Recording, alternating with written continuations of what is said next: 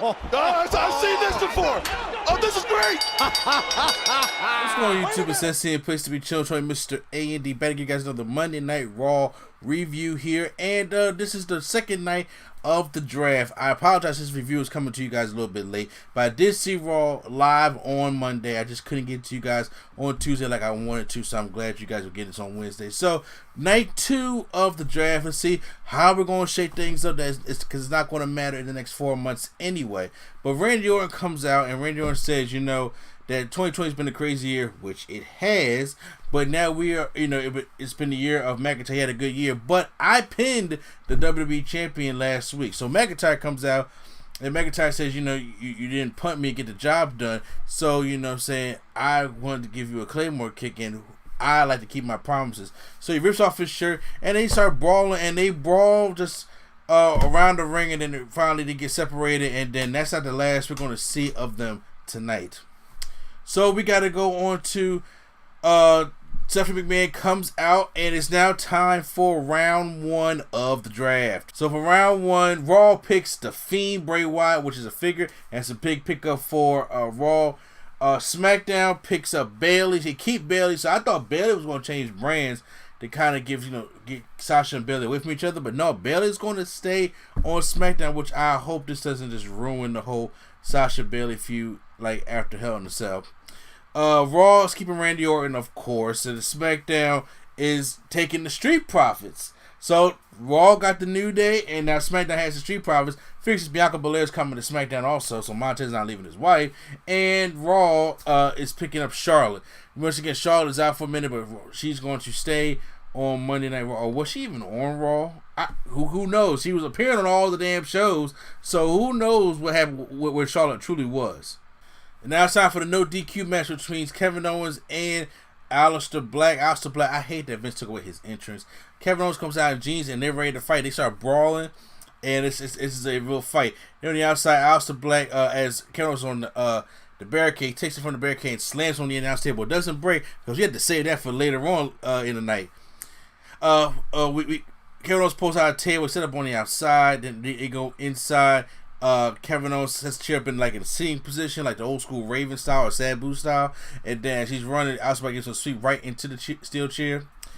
Brings out more steel chairs and sets them up in like 4. So it's like they're open now and they're sitting across from each other. And then Aleister Black gives a meteor to Kevin Owens from the top rope through the 4 chairs. So the double knees right to Kevin Owens through the 4 chairs. 6th spot. Kevin Owens does kick out. Kevin Owens does fights back, brings the table back into the ring. I would have loved it if it was the pop-up powerbomb, but he gives Aleister Black a regular powerbomb through the table and then picks up the victory there. Great matchup by these two. Great blow-off, I hope so, but we'll find out, as you can know, by later on night. But a good match. It's kind of like this was like their answer to the Falls Count Anywhere. I thought the Falls Count Anywhere match between Biggie and Sheamus was better, but this was still a pretty good matchup as well. So now it is time for round 2 of the draft, and then now we have going to Raw is Braun Strowman. So I mean he's been on Raw Underground for the past couple weeks, so might as well. Going to SmackDown is now Daniel Bryan. The Yes Movement is staying on SmackDown, which it should have been. Daniel Bryan said he always wanted to be on SmackDown just to help SmackDown build. And once again, I know he's out on the maternity leave, you know, because he got the new baby. But when he does come back, he is back on SmackDown. Then Raw is getting the original bro, Matt Riddle. So that Seth Rollins Matt Riddle match that he said he's not going to do, and he said he's going to want, it's not happening. Okay. SmackDown now picks up Kevin Owens. So Kevin Owens is going back to SmackDown after, you know, last time they were Shane and he didn't like that, but yeah. And Raw is getting Jeff Hardy. So Jeff Hardy is now making his way to Raw over there still with AJ Styles. Miz TV with Mandy Rose and Dana Brooke is on, and the Miz is like trying to congratulate, like, you're on Raw now. She says, well, you trying to break me and Otis up and ruin our lives. She said, but you're winning, so give us a pat on the back. I got the back right here, so give us the pat on the back. And then, but she said, well, right now I kind of want to slap you. And then Natalya and Lana come out and say that, you know, we've been, you know, doing this for longer, and we've been a team for longer. So why do they get a shot? Because there's a battle royal here tonight, and I think Mandy said to Lana that if she stopped being on TikTok all the time and learn, her skills should be better. So they calls out a brawl. So we go to commercial break. We come back for the commercial break. We're still on Miz TV. So since that brawl came out of nowhere, they need a new host. John Morris takes over as the host. But then who comes out? Lars Sullivan. Lars Sullivan comes out and he makes his way to the ring. And then Miz gets out of dodge. Morrison tries to fight him off. And then he gets beat down by Lars Sullivan. Then gets the freak accident. And then as he screams. So this may be a rivalry. Not. Because we're up next for round 3 of the draft. And to me, this is the one I was like, okay, well, the first pick that goes to Raw is Retribution. Look, here's the thing. If you want to create good storytelling, or if this is just my idea, once again, I don't know if I'm going to be the one that's good storyteller, but I'll tell you like this. If we're going to do Retribution, right, and first of all, Retribution is the one that's is supposed to be wreaking havoc on your company. Why would you even want them on Raw or SmackDown? This could be an opportunity to not draft them at all. And then if you don't draft them, this could further prove their point. You know what I'm saying? And this could further, make them angry and to make them more of a nuisance on the show. But no, they draft the whole Retribution on Raw. Going over to SmackDown, Lars Sullivan. So Lars Sullivan is going to be on the Blue Brand. On Raw, Keith Lee. I figured Lars would probably go to SmackDown because we got Keith Lee and Braun Strowman, a lot of big guys over on Raw. SmackDown gets King. Really? Why are we still doing King Corbin? King of the Ring is over now, and there's only been a couple superstars in history that made the King gimmick after the King of the Ring work. Okay? And then after King Corbin, we go to Raw, and Raw gets Alexa Bliss, of course, because the Fiend got drafted to Raw. Seth Rollins is out there for his farewell, and he says, Monday Night is losing its a superstar play. He put a lot on Monday Night. Remember, he was the Monday Night Rollins, and then now he's the Monday Night Messiah. Now he's going to take over his leadership to the Blue Brand. But who's going to step up and take over the leadership? Jeff Hardy answers the call, but then he says, makes some comments about Jeff Hardy not being eligible for that call. And AJ Styles comes up and talks about, it was never about Monday Night for Seth Rollins. So you get an impromptu triple threat match, which is like a dream match on paper. And the match was actually was pretty dope. At the end, Jeff Hardy was about to he gave just for the AJ Styles, and then out of nowhere, Elias comes and hits Jeff Hardy with his guitar. And Elias is back now. For those who forgot that Elias was in that car accident that Jeff Hardy was framed in. He screws over Jeff Hardy, AJ Styles hits the pin, AJ Styles wins the matchup. Elias is backstage, he talks about his new album that's coming out October 26th. I'm kind of, adding all this stuff together. And he said, you think a red-headed man, I seen who hit me, and it's Jeff Hardy hit me. But even though it was proved that Jeff Hardy was framed and Sheamus got no retaliation for that whatsoever, so it makes Elias look kind of dumb, I guess. But since, spoiler alert, Elias is going to be on Raw, and all people involved in the storyline, then they'll probably try to figure something out. We go to round 4, and now Raw gets Elias. SmackDown gets the Intercontinental Champion Sami Zayn. Took long enough. Raw gets Lacey Evans. SmackDown gets Cesaro and Nakamura. So I'm glad to see them stay on the Blue Brand. And Raw gets Sheamus. So like I said, Sheamus, Elias, and Jeff Hardy are all part of that storyline, and they're all on Raw. So I hope they try to figure this whole thing out. Mandy Rose and Dana Brooke versus Natalya and Lana. Lana gets a double knees by Mandy Rose, and then Dana Brooke on top of her. It's like a swanton.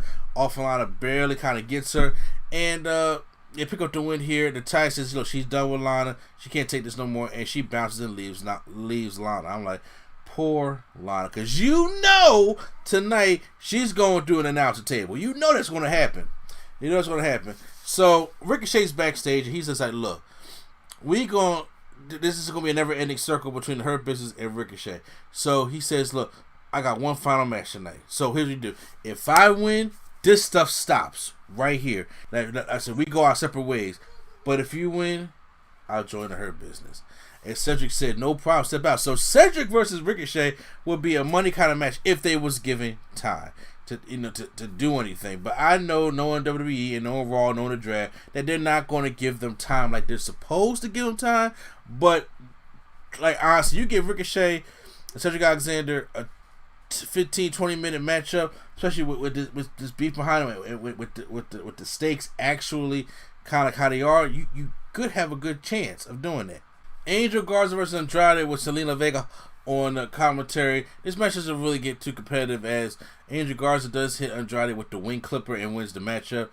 And then after the matchup, because Selena Vega was saying some stuff about Alexa Bliss on commentary, she goes to check on Andrade. I don't know if they're going to still be a thing or not, but the Fiend lights start going off, and then we see Alexa Bliss in the corner doing the whole upside down Fiend thing, and then the Fiend gets Andrade, and Alexa Bliss gets Selena Vega, and they both give them Sister Abigail. So, Alexa Bliss and the Fiend is this whole thing is keep going. That's all they basically did on Raw. Round 5 of the draft, and then we get Raw goes. Nikki Cross is going to Raw, so she's going to go probably continue this. Then go to Alexa Bliss. SmackDown gets Ziggler and Rude as a Rugler. That was one of the the memes were going across the internet. Raw is getting the 24/7 champion R-Truth. SmackDown's getting Apollo Crews. Apollo is leaving the Hurt Business, okay? So he can go do other things on the other show. Go back to SmackDown. And because he was really on SmackDown, he came to Raw earlier this year and had that good match with Aleister Black and everything, and they kind of bumped him up a little bit, but then go back to SmackDown. She never left. And then Raw gets his first Raw Underground star, Dabba-Kato. So we're gonna see how that works. I think Raw Underground is done.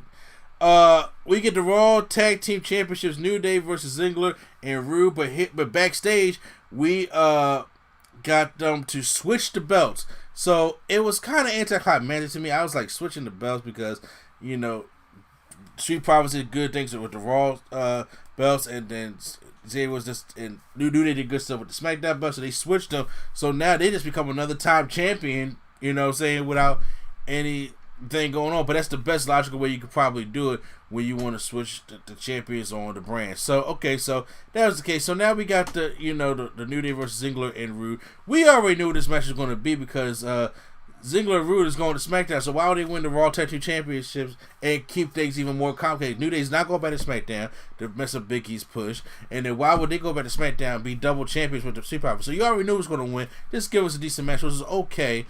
Kofi hits the double foot stomps on a bridged Robert Roode for the win, even though Brian Saxon called the Midnight Hour. The Midnight Hour is the big ending into the DDT. I guess it's just the new form of it. I'm not necessarily sure, but that's how they won.